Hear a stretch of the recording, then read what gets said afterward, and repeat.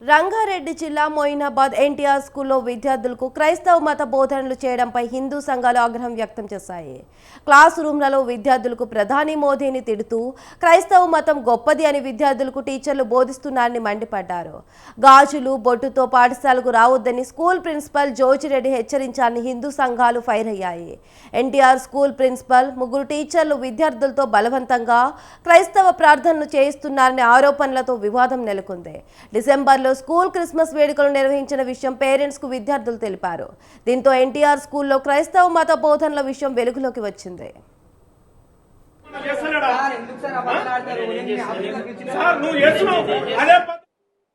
యాదవ్, నేను ఈ స్కూల్లో 9th స్టాండర్డ్ చదువుతున్నాను. ఈ స్కూల్కి అందరూ చంద్రబాబు నాయుడుతో సీనియర్ ఎన్టీఆర్ అభిమానంతో ఈ స్కూల్కి వస్తారు. ఈ స్కూల్లో జరిగేది ఏమిటంటే అన్యమత ప్రచారం జరుగుతుంది.